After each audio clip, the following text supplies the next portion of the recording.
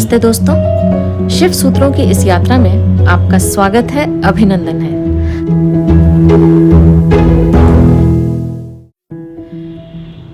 शिव सूत्र के पहले सूत्र से 5वें सूत्र की चर्चा हमने इसके पहले वाले वीडियो में की है। यदि आपने उन्हें नहीं सुना है तो अवश्य सुने, उसका लिंक आपको नीचे दिए गए डिस्क्रिप्शन में मिल जाएगा। आज हम चर्चा करेंगे अगले 5 सूत्रों की, यानी 7वें सूत्र से 11वें सूत्र की चर्चा हम आज करेंगे। 7वां सूत्र, 8वां, 9वां, 10वां और 11वां सूत्र, आज हम इनकी चर्चा करेंगे। तो आइए शुरू करते हैं 7वें सूत्र से। शिव सूत्र का 7वां सूत्र है, जागृत स्वप्न सुषुप्त भेदे तुर्या भोग संभवः। यानी जागृत अवस्था, स्वप्न अवस्था और सुषुप्त अवस्था के भेद को जो जान लेता है वही तुर्य अवस्था को भोग सकता है। तुर्य अवस्था का अर्थ है परम ज्ञान।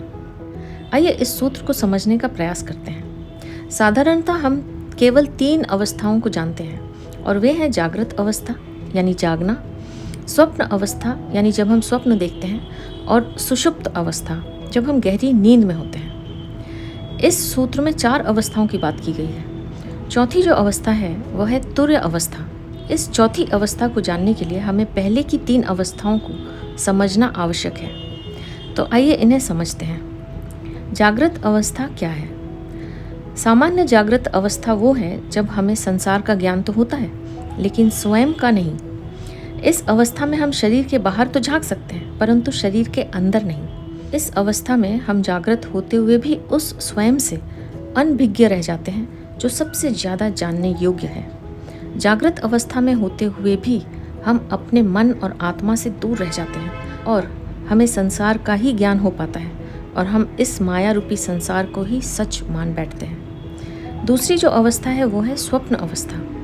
इस अवस्था में हम बंद आंखों से संसार का प्रतिबिंब देखते हैं, रिफ्लेक्शन देखते हैं। स्वप्न अवस्था में हमारा मन हमें वो प्रतिबिंब दिखाता है जो जागृत अवस्था में नहीं हो पाता या संभव नहीं होता है। इस अवस्था में हमारा मन हमें उन सभी चीज़ों की अनुभूति करा सकता है जिनकी हमने कामना की हो। स्वप्न हमें भय का भी विकराल रूप दिखा सकते हैं, हमें बिना पंखों के आसमान में उड़ा भी सकते हैं, लेकिन इस अवस्था में भी हम स्वयं को जानने से चूक जाते हैं। यहाँ भी संसार हमारा पीछा नहीं छोड़ता और प्रतिबिंब रूप में हमें घेरे रहता है। तीसरी जो अवस्था है वो है सुषुप्त अवस्था, जिसमें हम सब चीज़ों को भूलकर केवल गहरी नींद में होते हैं। इस अवस्था में हमें न तो संसार का ज्ञान होता है और न ही संसार के प्रतिबिंब का और न ही स्वयं का। इन तीनों अवस्थाओं में आपने गौर किया, एक बात समान है और वो है स्वयं को न जानना। तीनों अवस्थाओं में हमें स्वयं का कोई ज्ञान नहीं होता। इस स्तर पर कुछ लोग कह सकते हैं कि हम तो स्वयं को जानते हैं। उनका मत हो सकता है कि ये मेरा हाथ है, ये मेरा पैर है, ये मेरा शरीर है और इससे ज़्यादा स्वयं को और क्या जानना।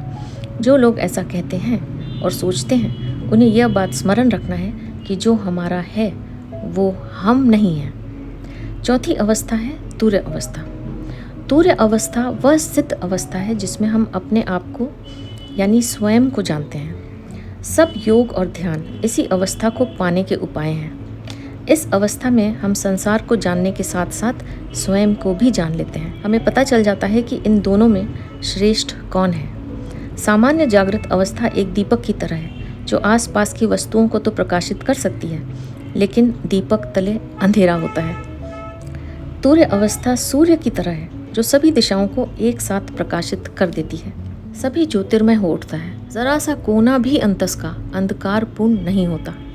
बाहर और भीतर सब ओर जागृति का प्रकाश फैल जाता है।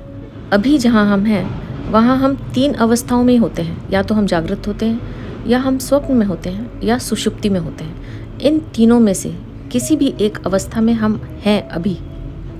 चौथी जो अवस्था है तुर्य अवस्था, इसका हमें कुछ भी पता नहीं है। जब हम जागृत अवस्था में होते हैं तब बाहर का जगत तो दिखाई पड़ता है मगर हम खुद अंधेरे में होते हैं। जैसा हमने अभी कहा, उसी दीपक की तरह जिसके तले अंधेरा होता है। वस्तुएं तो हमें दिखाई पड़ती हैं लेकिन हमें स्वयं का कोई बोध नहीं होता। संसार तो हमें दिखाई पड़ता है मगर आत्मा की कोई प्रतीति नहीं होती। या यह आधी जागृत अवस्था है, ऐसा कहा जा सकता है, जिसे हम जागरण कहते हैं। सुबह नींद से जब हम जागते हैं, जगत में प्रवेश करते हैं, वह अधूरा जागरण है। और अधूरा ही नहीं, अधूरा है और कीमती भी नहीं है। क्यों? क्योंकि व्यर्थ तो दिखाई पड़ता है, जगत तो दिखाई पड़ता है मगर जो सार्थक है, हम स्वयं जो हैं, वह दिखाई नहीं पड़ता। जो कीमती है वह दिखाई नहीं पड़ता। हीरा अंधेरे में खोया रहता है। हमें सारा संसार दिखाई पड़ता है, मगर हम स्वयं को नहीं देख पाते। स्वप्न अवस्था में भी हम संसार के प्रतिबिंब को ही देख पाते हैं। उन्हीं प्रतिबिंबों को हम जानते हैं और देखते हैं, जैसे कोई दर्पण में देखता हो चांद को, या झील के पानी में कोई देखता हो आकाश के तारों को। सुबह उठकर हम वस्तुओं को सीधा देखते हैं और स्वप्न में हम उन्हीं वस्तुओं का प्रतिबिंब देखते हैं। तब वस्तुएं भी दिखाई नहीं पड़ती। और तीसरी अवस्था, जिसे हम सुषुप्ति कहते हैं, इसमें बाहर का जगत भी खो जाता है, वस्तुओं का जगत अंधेरे में खो जाता है और प्रतिबिंब भी दिखाई नहीं पड़ते, यानी स्वप्न भी तिरोहित हो जाते हैं। इस अवस्था में हम गहन अंधकार में पड़ जाते हैं। हमें कोई ज्ञान नहीं रहता, न बाहर का और न ही भीतर का।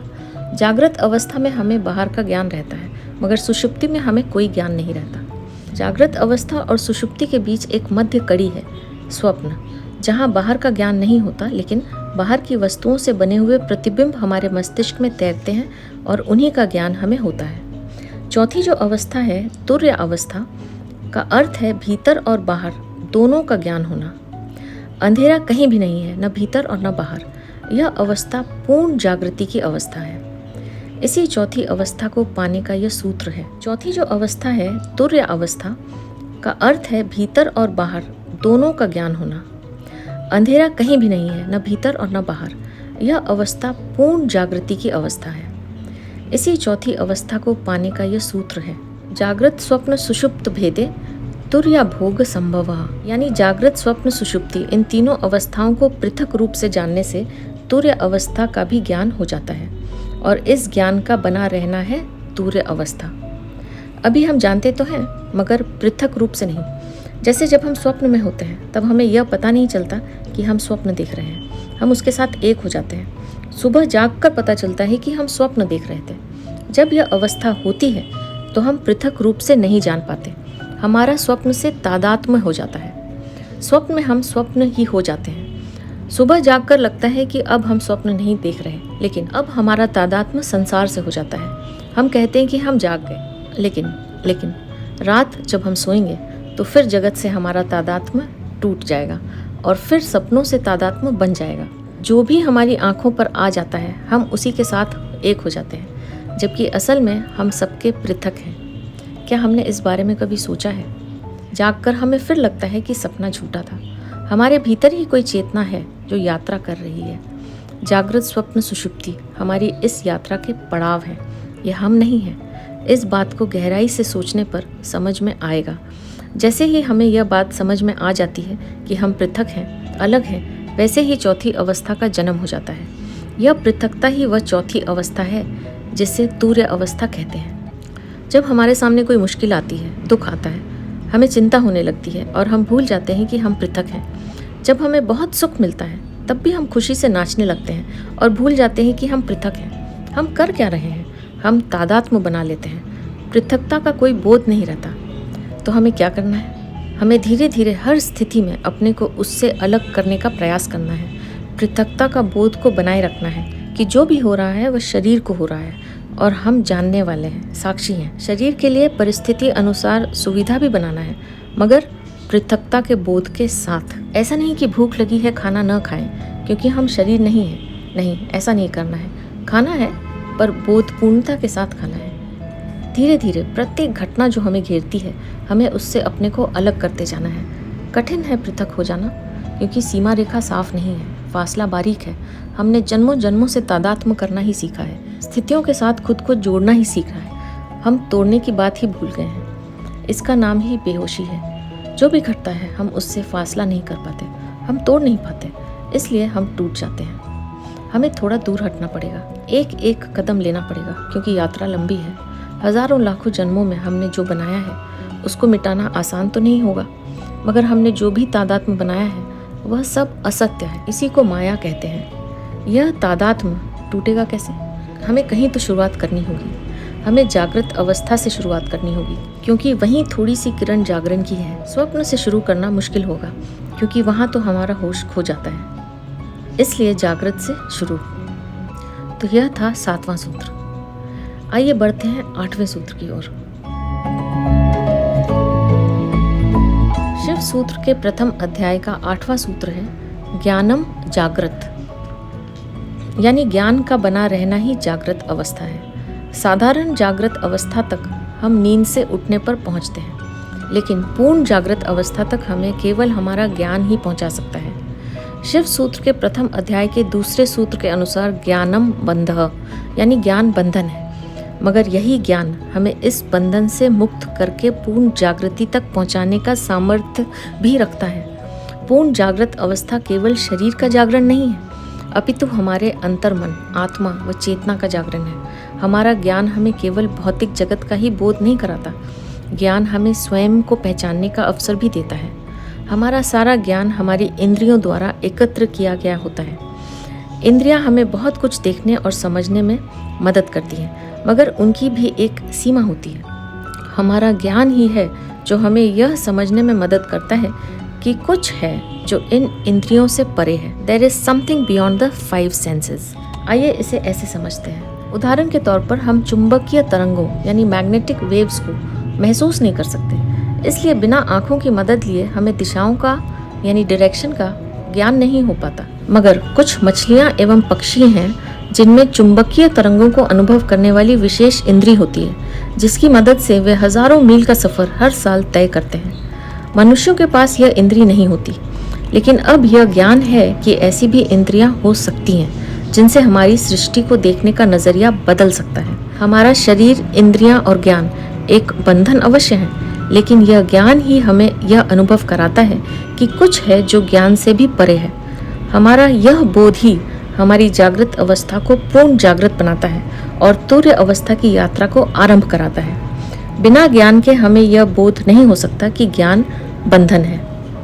आइए एक और उदाहरण से इस बात को और स्पष्टता से समझते हैं। यदि एक निर्धन व्यक्ति यह कहे कि वह अपना सारा धन दान कर देगा, क्योंकि उसे यह बोध हो गया है कि धन व्यर्थ है, धन कुछ भी नहीं है, तो उसकी यह बात हमें निरर्थक लगेगी। मगर वहीं यदि कोई बहुत अमीर व्यक्ति यह बात कहे तो बात में कुछ वजन होगा। उसी प्रकार यदि कोई ज्ञानी ज्ञान को त्याग कर ज्ञान के परे जाने की बात करता है तो समझना चाहिए कि वह तुर्य अवस्था तक जाने की बात कर रहा है। लेकिन यदि एक अज्ञानी व्यक्ति यह कहे कि ज्ञान बंधन है, इसलिए उसने उसे प्राप्त करने की कोशिश नहीं की, तो समझना कि उसने कोई चेष्टा न तो की है और न ही करना चाहता है। ज्ञान बंधन है, मगर यही ज्ञान इस बंधन से मुक्ति का रास्ता भी है। ज्ञान ही हमें सही अर्थों में जागृत बनाता है, जागृत अवस्था को पूर्णता प्रदान करता है, हमें उस द्वार तक पहुंचाता है जहां से तुर्य अवस्था का मार्ग प्रारंभ होता है। तो यह था 8वां सूत्र, ज्ञानम जागृत। आइए बढ़ते हैं 9वें सूत्र की ओर। शिव सूत्र के पहले अध्याय का 9वां सूत्र है स्वप्नो विकल्पाहा, यानी विकल्प ही स्वप्न है। आइए इस सूत्र को समझने का प्रयास करते हैं। विकल्प का अर्थ क्या है? विकल्प का अर्थ है वह स्थिति जो हो सकती थी लेकिन हुई नहीं, यानी ऑप्शंस, ऑल्टरनेटिव, पॉसिबिलिटी, जिसकी होने की संभावना है पर हुई नहीं।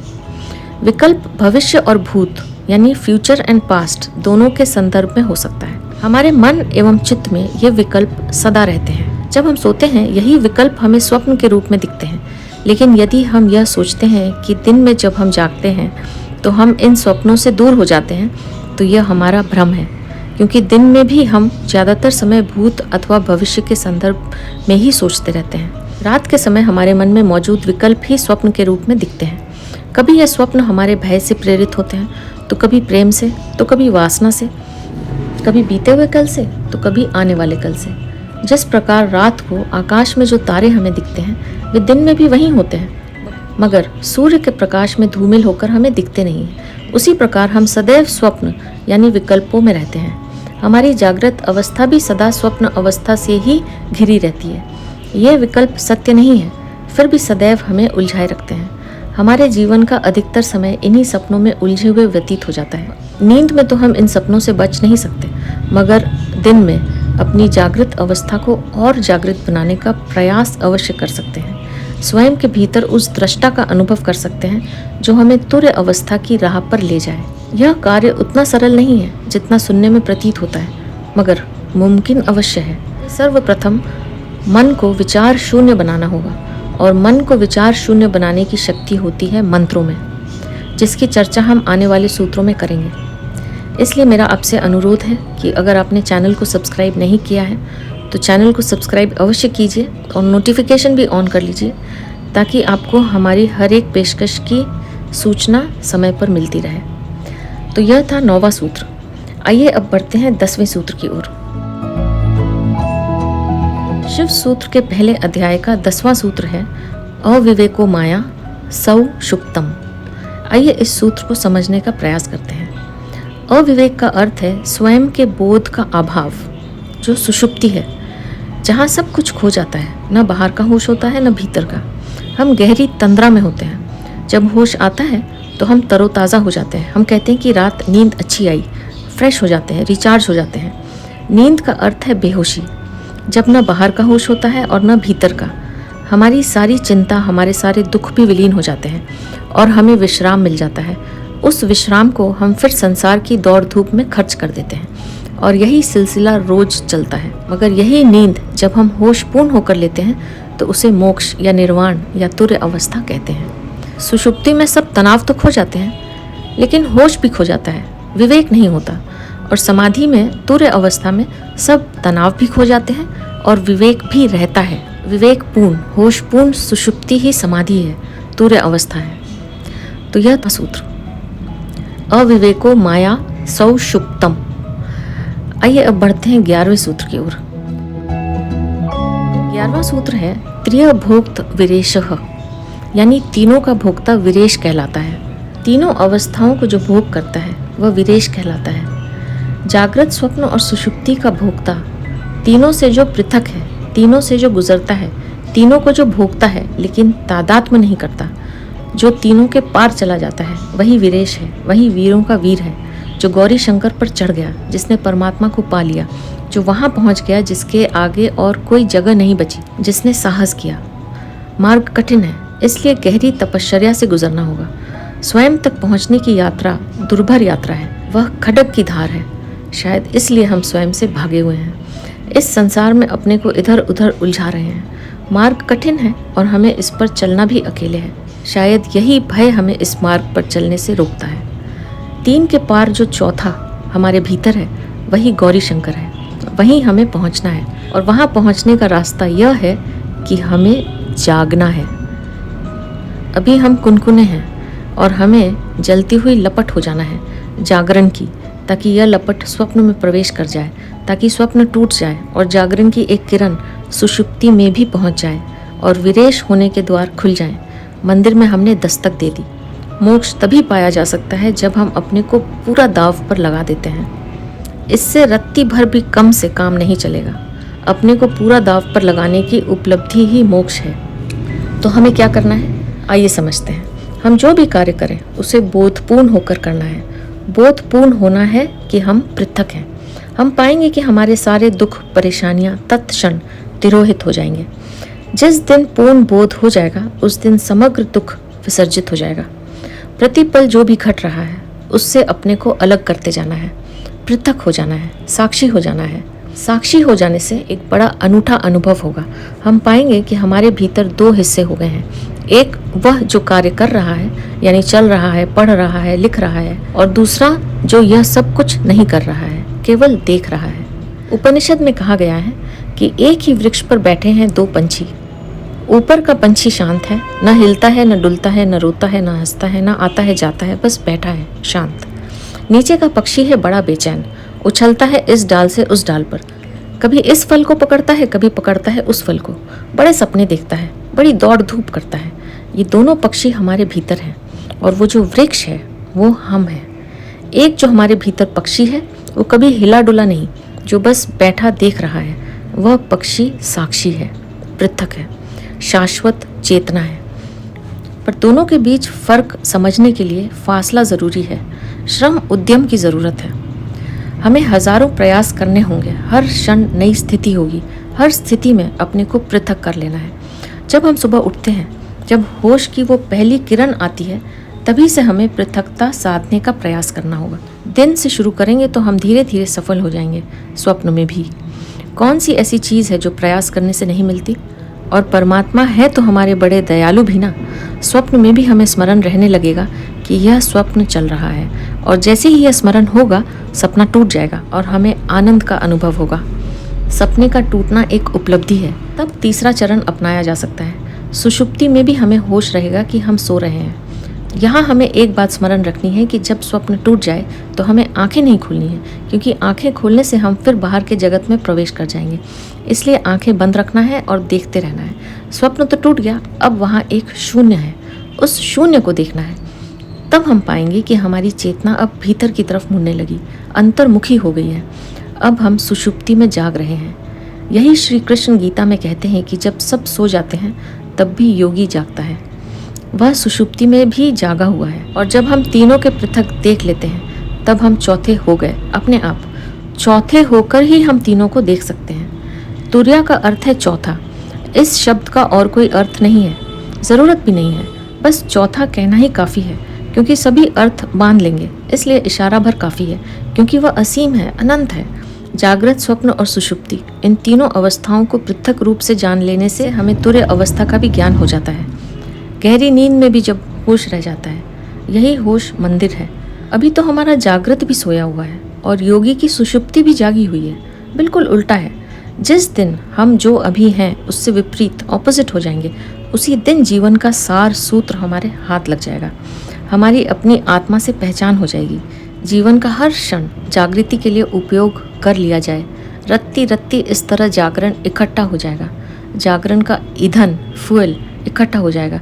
इस ईंधन से जो ज्वाला पैदा होगी उसमें हम पाएंगे कि हम न तो जागृत हैं, न हम स्वप्न हैं और न हम सुषुप्ति हैं।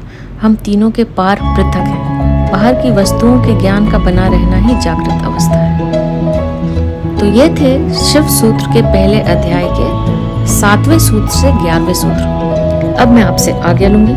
हमेशा खुश रहिए, मुस्कुराते रहिए। आपका बहुत बहुत धन्यवाद। ओम नमः शिवाय।